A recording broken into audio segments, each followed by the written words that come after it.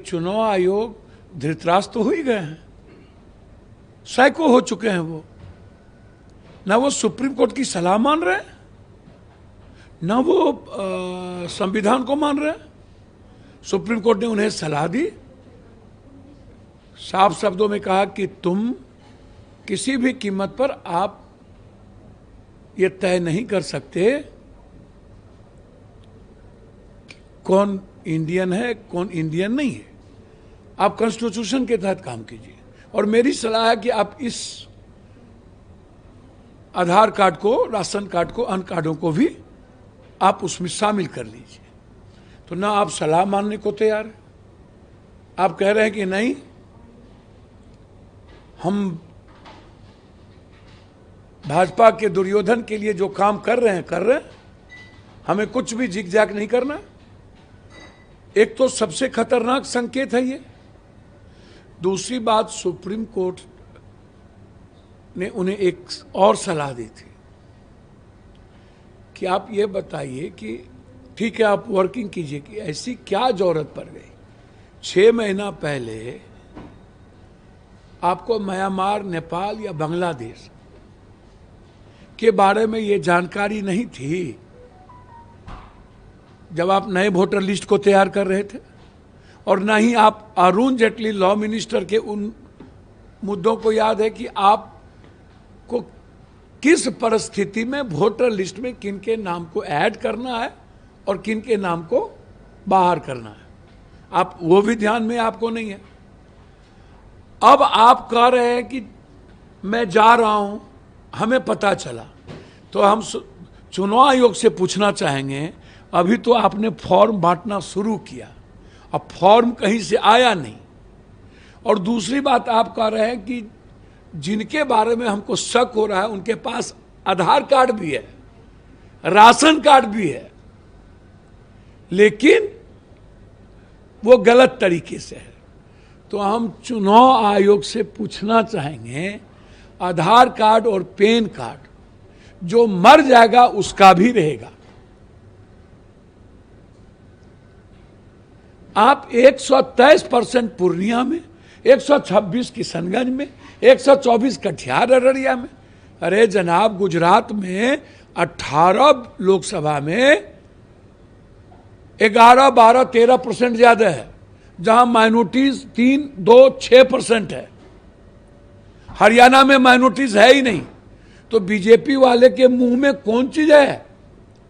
आप हमको बताइए, लगभग जगहों पर भारत में किन किन जगहों पर परसेंटेज 100 से ऊपर है। ये ना तो रोहिंग्या का मुद्दा है ना बांग्लादेशी का। यदि है भी तो नेहरू जी और इंदिरा गांधी जी तो आपको रोके नहीं। आप 11 सालों से वहां हैं और आपकी सरकार बिहार में 16 सालों से है। 4 साल लालू यादव की सरकार थी नीतीश कुमार के साथ।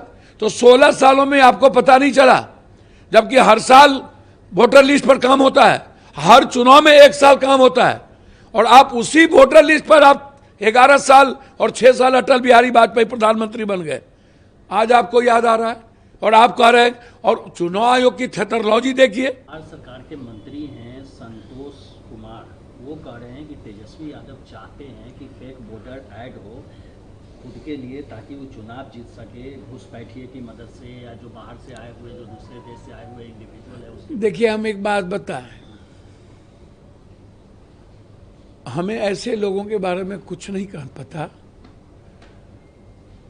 जो अनुकंपा या जिन्हें कोई विरासत में मिल गई, जिनको इस देश के संविधान से मतलब नहीं, न अंबेडकर के विचारों से मतलब, न ही अपने विरासत की संस्कृति से मतलब। इन लोगों को न अंबेडकर से मतलब है, न संविधान से मतलब है। भविष्य क्या तय करेगा, जो क्राइटेरिया है उसमें सबसे ज्यादा मुसहर जाति निकलेंगे। 0 कुछ परसेंटेज मैट्रिक किए हुए हैं। असर रियासी किसी मुसहर जाति के पास नहीं है, किसी के पास नहीं। और सर लगभग 99% मुसहर जाति के पास जन्म प्रमाण पत्र नहीं है। इनको कुछ भी नहीं सर, अंधा हो चुके हैं ये सब लोग। हम इनको कहेंगे कि अपनी विरासत और इतिहास बचाइए।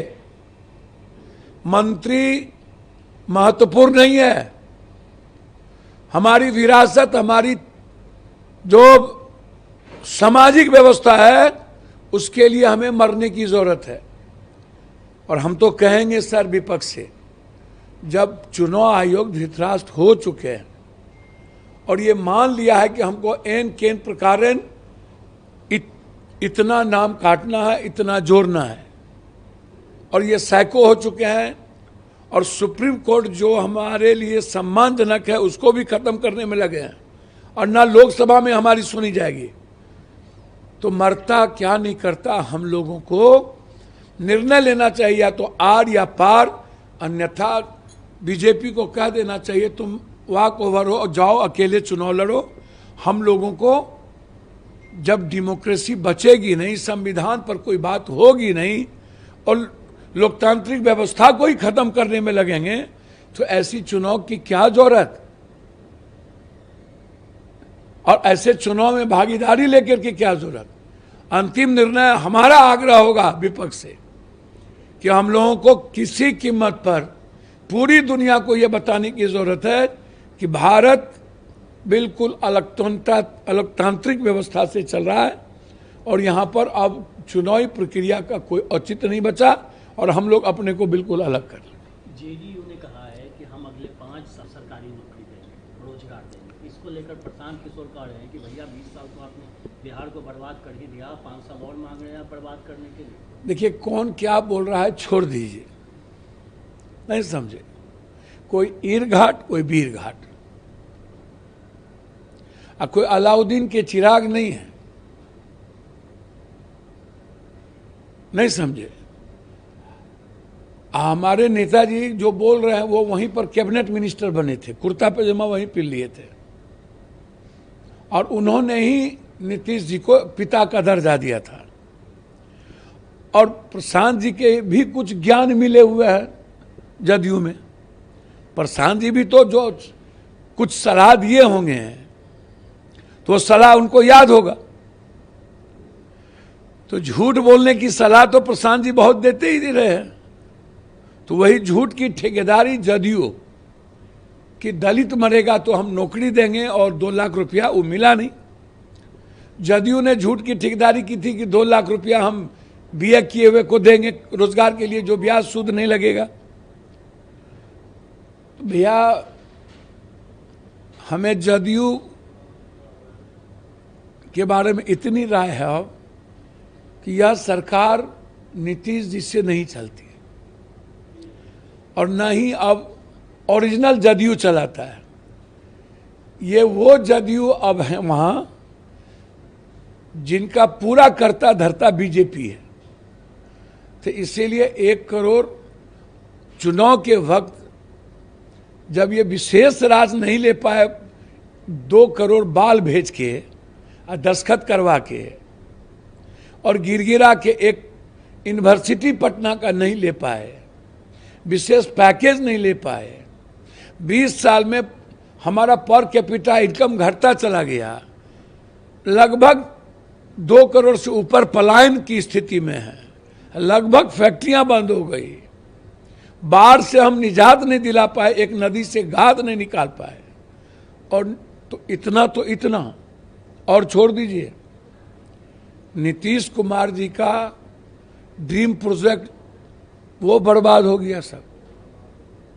तो इसीलिए चुनाव के वक्त इन लोगों को याद आता है झूठ के नींव पर और पैसे के मार्केटिंग पर नए वोटरों को लुभा करके वोट लेने की प्रक्रिया। जैसे नीतीश कुमार जी का हमेशा 50% महिलाओं पर फोकस रहता है कि हर बार एक नया झूठ बोलो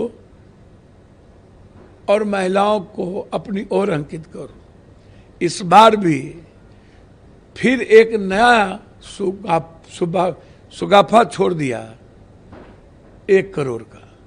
ये बिल्कुल चुनावी स्टंट है, चुनावी मुद्दा है, और चुनाव के समय ही इन लोगों के झूठ के जीन का पिटारा खुलता है और यह वोट तक सीमित है।